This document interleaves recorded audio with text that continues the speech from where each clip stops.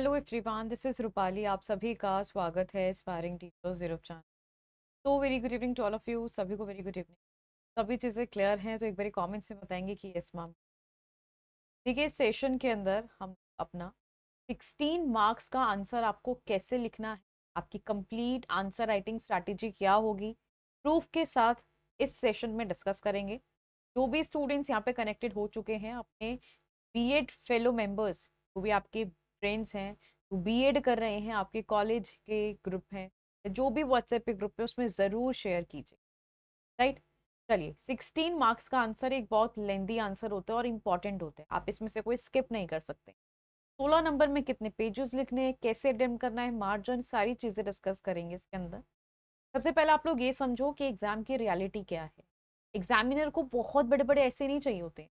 Examiner को चाहिए clear structure, proper headings, relevant points and example plus conclusion. ये अपने माइंड में रखोगे तो आप लोग यहाँ से समझ में आ जाएगा कि मुझे आंसर लिखना कैसे है। जो स्टूडेंट पूरे लंबे लंबे ऐसे बना कर आता है उसको नंबर मिलेंगे ही नहीं अच्छे। राइट, 16 मार्क्स का एक आइडियल स्ट्रक्चर क्या होना चाहिए कि आप 16 मार्क्स का मैक्सिमम, मैं आपको टाइम देती हूँ 25 मिनट्स, कि उसके अंदर आप लोगों को सोचना भी होता है, आपको उसके अंदर रिवाइज भी करना है। ठीक है, आपको पूरे चार्ट सब चीज़ें करनी है। तो 25 मिनट आप लोग यहाँ से मान के चलिए कि आप एक अपने 16 नंबर के आंसर में 25 मिनट आप लोग देंगे, क्योंकि लास्ट में हमें सोचना पड़ता है, बहुत चीज़ें होती हैं जिसमें आपका टाइम एक्स्ट्रा लग जाता है। और लेंथ क्या रखेंगे आप लोग, 4 से 5 पेजेस आपको नॉर्मल हैंड राइटिंग के अंदर फिलअप करने हैं। 4 से 5 पेजेस का मतलब है कि आपकी फ्रंट शीट है, ये 1 नंबर हो गया। कि बैक साइड, हम इसके बैक साइड को देखेंगे, वो 2 नंबर हो। फिर आप लोगों की थर्ड शीट, ठीक है, फिर उसकी बैक साइड आप लोगों की, वो 4 नंबर हो गया। इस तरह से आप लोगों को 4 से 5 पेजेस फिल करने हैं अपने। देखो, इस तरह से आप लोगों की जो आंसर होना चाहिए वो बिल्कुल क्लियर होना चाहिए। याद रखिएगा, हैंड राइटिंग जो होगी आप लोगों की वो एकदम क्लियर होगी, जो समझ में आए कि हाँ, मतलब अच्छे स्टूडेंट ने अटेम्प्ट किया है। हैंड राइटिंग का भी बहुत ज्यादा असर पड़ता है। अब देख रहे हो आप, जो मैं आपको ये शीट दिखा रही हूँ, ये एकदम बिल्कुल क्लियर लिखा हुआ है। मार्जिन आप लोग लिख सकते हैं, यहाँ पे क्वेश्चन नंबर 1 लिखा हुआ है, आपने क्वेश्चन नंबर 2, इस तरीके से आप लोगों को प्रेजेंट करना है। राइट, बिल्कुल क्लियर होना चाहिए, ये चीज याद रखिएगा। अब स्टेप बाय स्टेप आप किस तरह से लिखेंगे इसको हम लोग समझते हैं। स्टेप बाय स्टेप का भी यहाँ पे आप लोगों को मार्क्स होते हैं, अब वो समझिए किस तरह से। देखिए, सिंपल, जैसे आप लोगों का स्टेप 1 हो गया इंट्रोडक्शन। इंट्रोडक्शन आपका 2 नंबर का होगा। कैसे लिखना है आप लोगों को, टॉपिक की शॉर्ट, मतलब जो भी आपका टॉपिक है उसको शॉर्ट में डिफाइन कर दो।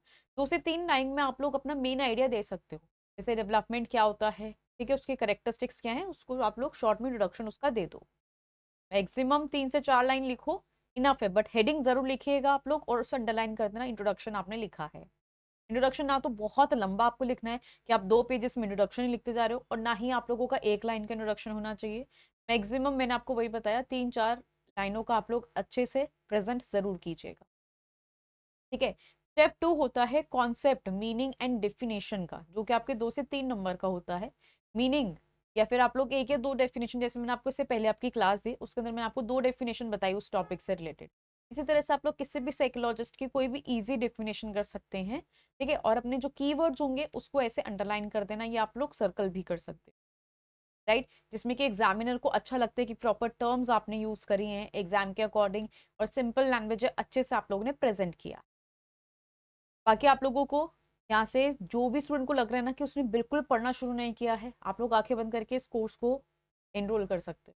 इसमें आप लोगों की क्लासेस, आपके इंपॉर्टेंट क्वेश्चंस, ठीक है, एग्जाम पॉइंट ऑफ व्यू से 8 से 10 क्वेश्चन मिलेंगे। देन आप लोगों की नोट्स एंड आपके पीवाईक्यू, सारी चीजें इंक्लूडेड होंगी आप लोगों को इस बैच के अलावा, और कुछ करने की आपको नीड नहीं। ये आपका व्हाट्सएप नंबर है, बाकी क्लासेस आपके एस्पायरिंग टीचर्स 2.0 पर चलेंगी। ठीक, स्टेप 3 होता है आप लोगों का कोर बॉडी, जो आपकी 6 से 7 नंबर की होती है, सबसे इंपॉर्टेंट हिस्सा होता है ये। इसमें आपकी करेक्टरिस्टिक्स हो गई, स्टेजेस हो गए, प्रिंसिपल्स हो गए, फैक्टर्स हो गए, थियरीज हो गई। और प्रेजेंटेशन की ट्रिक क्या होती है कि आप लोग उनको हेडिंग्स में, बुलेट पॉइंट्स में, स्मॉल डायग्राम बना दो, इस तरह से प्रेजेंट करो। ये पूरा फॉर्मेट अपने माइंड में रखना, जब भी आप लोग अपने बीएड में आंसर लिखो 16 नंबर, आपके लिए ईजी हो जाएगा। स्टेप 4 हो गया आपका एग्जाम्पल्स, डायग्राम, और आप लोगों के जो भी टेबल हो गई है वो 2 नंबर की होती है। ठीक है, आप लोग एग्जाम्पल्स भी लिख कर आओगे, अपना फ्लो चार्ट बना सकते हो। ये नहीं कि आपको कोई पेन से या पेंसिल लेके जाना है, पेन से बना देना। ठीक है, आप लोग एग्जाम्पल्स है अपनी डेली लाइफ से ले सकते हो, कोई भी एग्जाम्पल निकाल सकते हो। बस ये याद रखिएगा, रफ डायग्राम भी चलेगा। एग्जामिनर को क्लैरिटी चाहिए कि आपका एकदम पढ़ के क्लियर हो रहा हो कि आपने लिखा क्या है, फ्लो चार्ट में बनाया क्या है। ठीक। देन आप लोगों का एजुकेशनल इम्प्लीकेशंस, जैसे मैं आपको हर एक क्वेश्चन में कराती हूँ कि हम जो भी टॉपिक कर रहे हैं, जैसे जीन प्याजे की थियरी करी, उसकी एजुकेशन इम्प्लीकेशन क्या है, या फिर हमने अपना करिकुलम का कॉन्सेप्ट पढ़ा, उसको हम लोग एजुकेशन में कैसे इम्प्लाई करते हैं, या फिर उसमें टीचर का रोल क्या है, ये आपके 2 नंबर का होता है। तो इसमें आप लोग इंपॉर्टेंस लिख सकते हो, क्लासरूम के एप्लीकेशंस लिख सकते हो। ठीक है, टीचर किस तरह से प्लान करती है बच्चे की नीड्स के अकॉर्डिंग, इस तरह से आप लोग हेडिंग बनाकर लिख सकते हैं। एंड स्टेप 6 होता है आप लोगों का कंक्लूजन, जो 2 नंबर का होता है आपका। पॉजिटिव होना चाहिए, समरी जो भी आपने लिखा है उसको समराइज कर दो शॉर्ट फॉर्म में, और आप लोगों का फ्यूचर ओरिएंटेड होना चाहिए। ठीक, जैसे कि आपका एक बैलेंस्ड लगे। क्लियर। तो लास्ट में अपना कंक्लूजन जरूर लिख कर आएंगे। अब देखिए, चीज याद रखिएगा, इंट्रोडक्शन 2 नंबर का हो गया, डेफिनेशन 3 की, मेन बॉडी 7 मार्क्स, डायग्राम आपके 2 नंबर, एजुकेशन इम्प्लीकेशन 2 नंबर, और इस तरह से आप लोगों का कंक्लूजन को भी 2 नंबर दे सकते हैं। तो आप लोगों का ऐसे मिलाकर आपको 16 नंबर का एग्जैक्ट मार्कअप बन जाता है।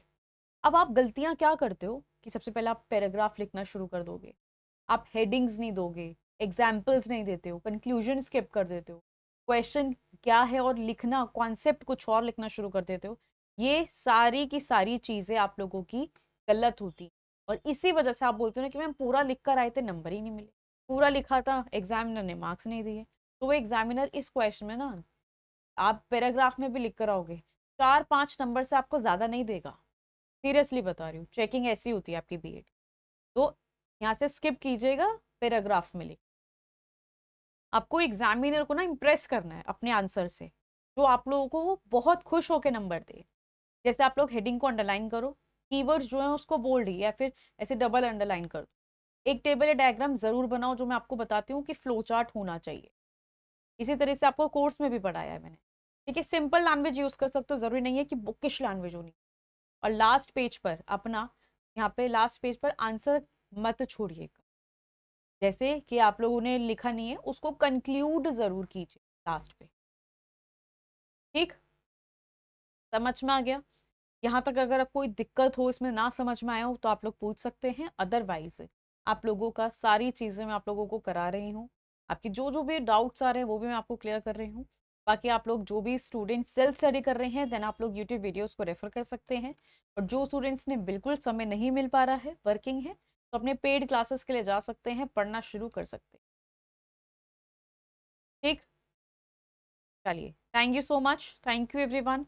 मिलते हैं अपनी नेक्स्ट क्लास के अंदर। आई होप आप लोगों को सारी चीज़ें समझ में आ गई होंगी। यहाँ तक किसी को कोई डाउट हो तो पूछ लेना। Thank you.